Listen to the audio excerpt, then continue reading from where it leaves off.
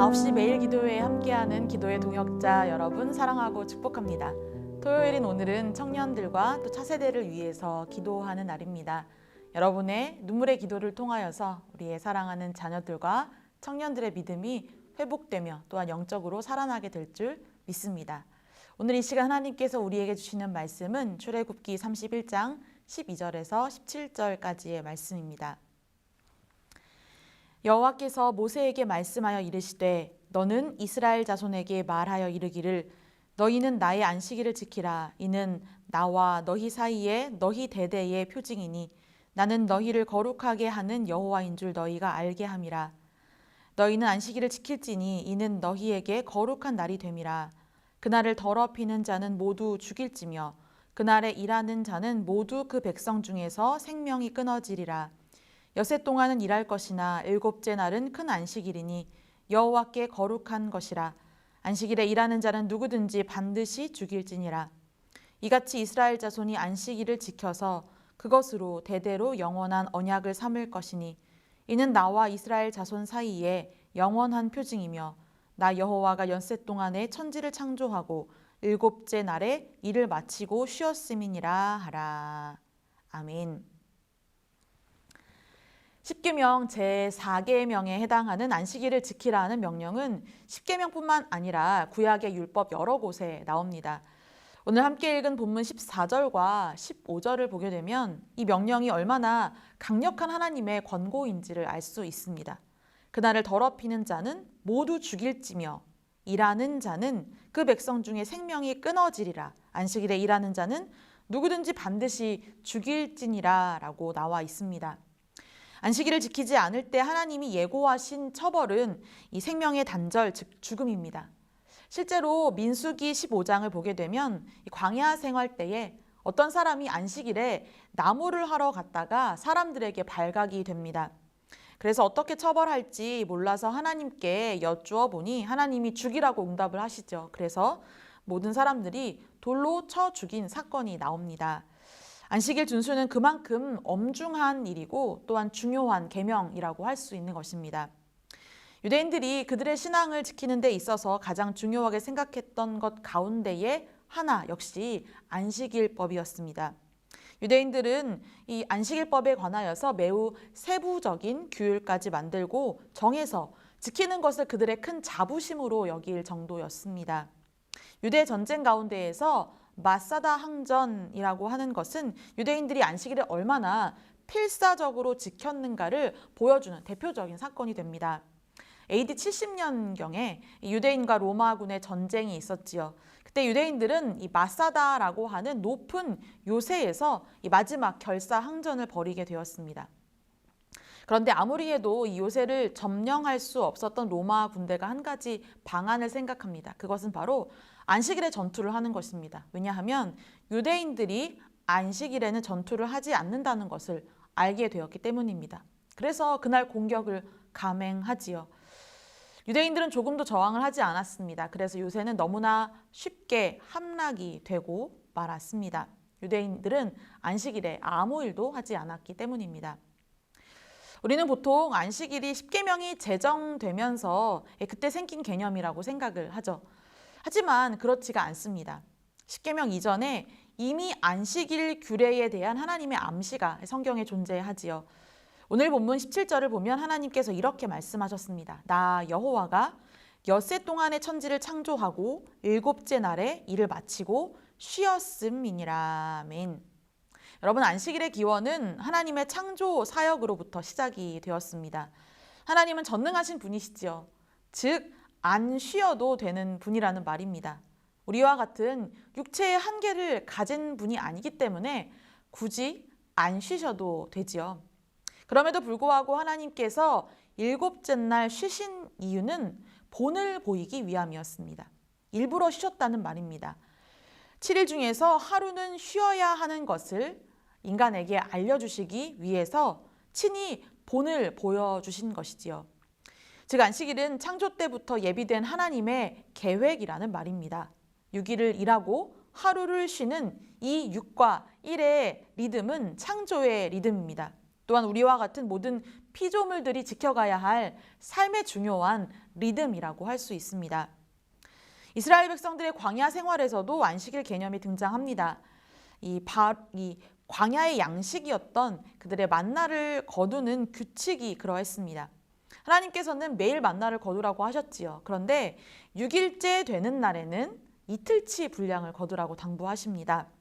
7일째 나가면 광야에 아무것도 없을 것이니 이 만나를 거두러 나오지 말고 장막에서 쉬라고. 그러니까 7일째에 먹을 양식을 6일째에 2배로 거두라고 명령을 하셨습니다. 광야에 살았던 백성들은 이 만나 거둠의 원칙을 통해서 아주 자연스럽게 6과 1의 이 삶의 리듬을 몸에 익혔고 안식일의 개념을 갖게 되었을 것입니다. 여러분, 율법이 명령한 이 안식일은 요일상으로는 토요일에 해당합니다. 그래서 지금도 유대인들은 토요일을 안식일로 지킵니다. 그런데 여러분, 우리는 어떤 요일을 안식일로 지키지요? 네, 일요일이지요. 바로 주일로 부르며 일요일을 안식일로 지킵니다. 왜 안식일을 토요일로 지키지 않느냐라는 이런 질문을 가지고 우리를 공격하는 이단들도 있습니다. 그런데 이 질문은 마치 왜 양을 제물로 잡아드리지 않습니까? 라고 하는 질문과 비슷합니다. 예수 그리스도께서 율법을 완성하셨기 때문에 예배와 제사의 제도가 바뀌었습니다. 우리는 예배 시간에 그 누구도 제물로 삼기 위한 양을 끌고 오지 않지요. 형식이 바뀐 것입니다. 그러나 그 의미는 동일합니다. 우리는 예수님의 부활을 기념합니다. 그래서 안식 후 첫날, 즉 안식일 다음 날인 일요일을 주일로 삼아 그날을 지킵니다. 요일은 바뀌었지만 안식일의 참 뜻과 의미를 주일에 담아 이어가고 있는 것입니다. 그렇다면 여러분, 우리가 어떻게 우리는 주일을, 이 안식일을 잘 지킬 수 있을까요? 첫 번째는 멈추는 것입니다. 히브리어로 이 안식일은 세베스라고 부릅니다. 멈추다라는 의미를 가지고 있는 정확한 표현이지요. 중단하는 것입니다. 여러분, 이런 노래 아시나요? 즐겁게 춤을 추다가 그대로 멈춰라 라는 가사가 들어있는 노래 아시죠?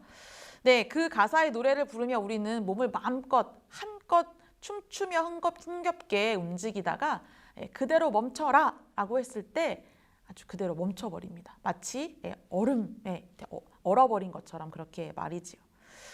이제까지 해오던 것을 일시정지하는 그 멈춤, 이것이 안식일의 첫걸음입니다. 학생은 공부를 멈추고 직장인은 일을 멈춰야 합니다. 물론 예외 규정도 있습니다. 타인의 생명과 직결된 일을 하고 있는 사람들은 일을 멈춰서는 안 되겠지요. 예를 들어서 군인이나 경찰, 또한 소방대원들, 또한 응급실의 의사와 간호사들은 어쩔 수 없이 일해야만 합니다. 멈출 수 없지요.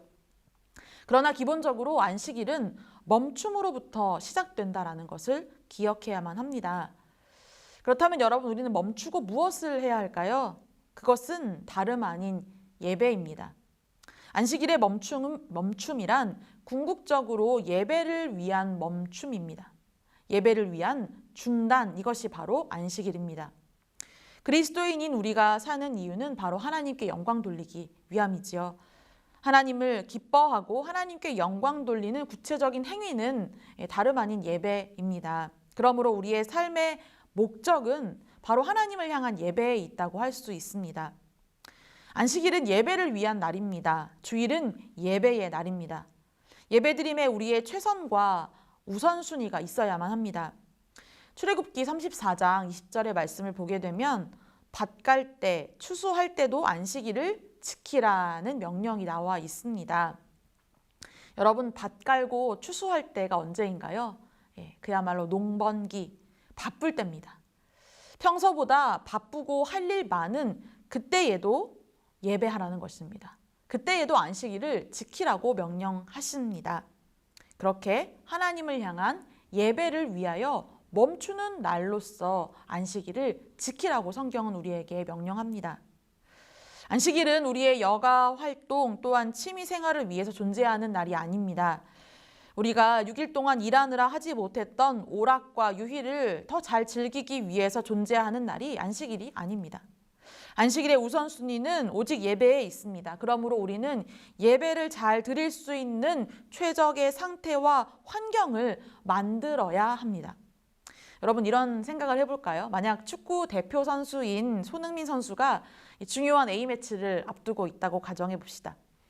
그리고 스스로 몸 관리를 잘 해야 하는데 자기가 관리를 잘 하지 못해서 독한 감기에 걸렸다고 생각을 해봅시다. 그래서 이 경기에 이 중요한 A매치에 출전을 하지 못했다고 했을 때 아마 사람들은 그런 손흥민 선수의 태도를 이해하지 못할 것입니다. 아마 비난하거나 질책할 가능성이 높습니다.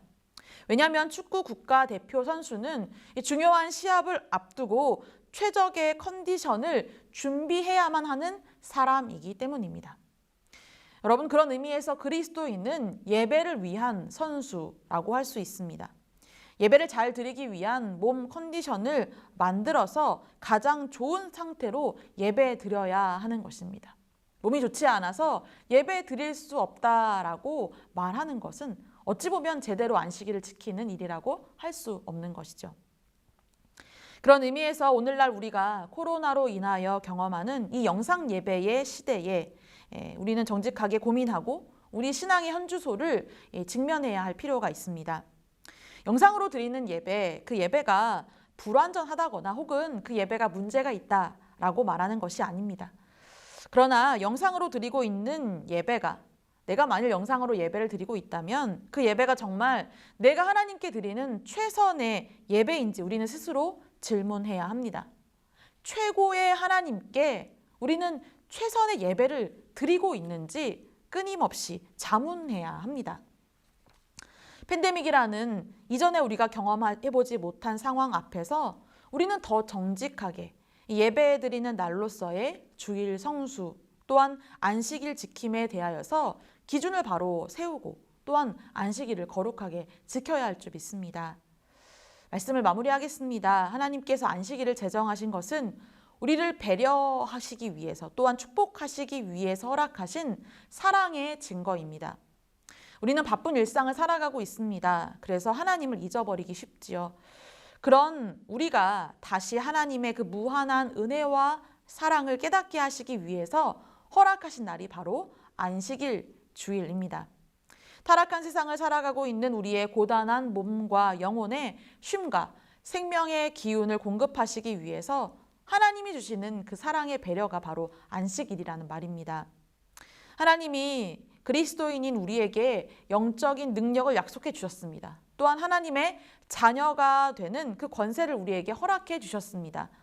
그런데 그런 권세, 그런 능력이 정작 우리에게 나타나지 않고 있는 이유는 우리의 안식일 지킴이, 이 주일 성수가 잠깐 예배드리고 나머지 시간은 내가 해야 할 일들로 주일을 보내면서 적당히 타협하며 요식행위에 그치는 정도로 안식일을 지키기 때문일지도 모릅니다. 오늘 본문을 통해 하나님께서는 안식일을 일컬어 나의 안식일이라고 말씀하셨습니다. 주일은 하나님의 날입니다. 이 날을 지킴으로 우리는 하나님이 그분의 백성들에게, 그분의 자녀들에게 약속하신, 예비하신 축복과 은혜와 사랑을 누리며 살아가게 될 것입니다. 특별히 우리의 사랑하는 자녀들과 다음 세대들, 우리의 청년들이 하나님의 날을 거룩하게 지키는 믿음의 백성들이 되기를 주님의 이름으로 축복합니다. 함께 기도하겠습니다. 먼저 말씀을 의지하여 기도하겠습니다. 나의 안식일을 지키라 명령하신 하나님의 그 말씀에 우리가 온전히 순종하게 하옵소서. 주일에는 일상의 분주함을 멈추고 시간과 장소를 구별하여 하나님께 예배드림으로 그분이 주시는 안식을 누리게 하옵소서. 주일을 거룩하게 지킴으로 하나님의 자녀로서의 정체성을 바로 세워 승리하는 믿음의 삶을 살게 해달라고 우리 말씀을 기억하며 함께 기도하겠습니다.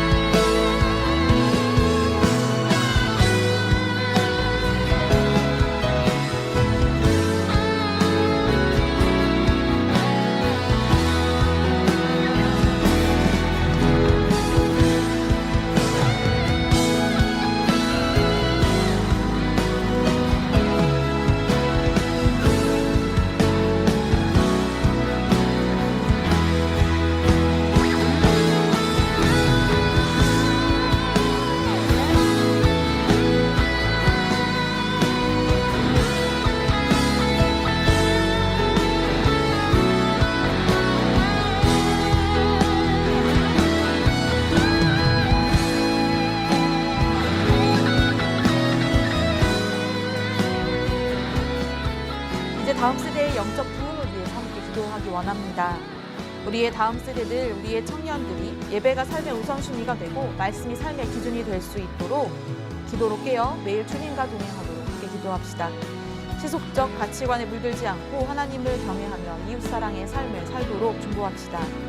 각 가정이 예배의 공동체가 될 수 있도록 부모가 자녀에게 믿음의 본을 보일 수 있도록 기도합시다.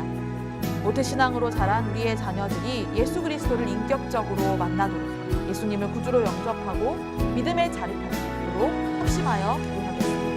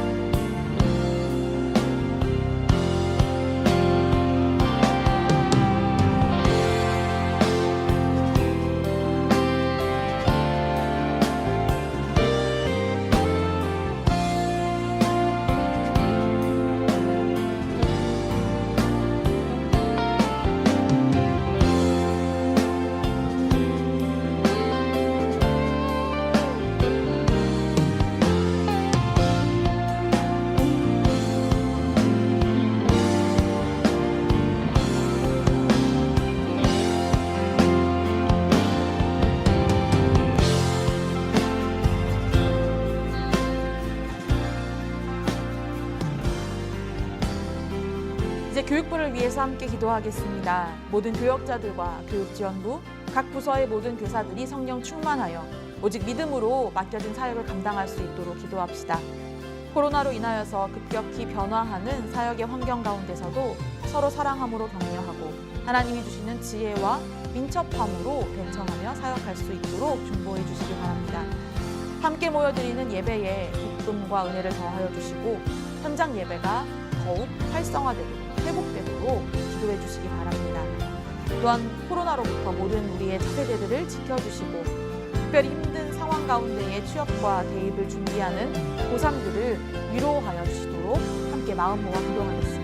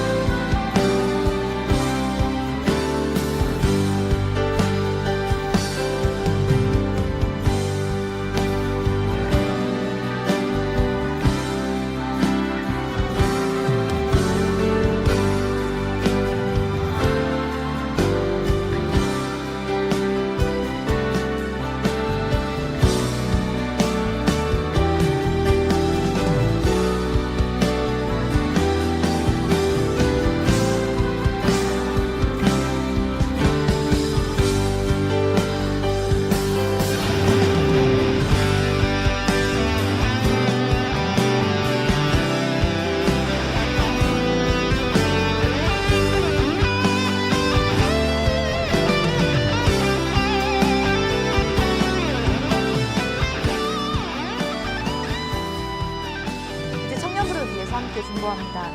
4부 청년 예배에 성령의 기름 부으사 모든 것이 살아나는 회복과 부흥 은혜의 예배가 될 수 있도록 기도해 주시기 바랍니다.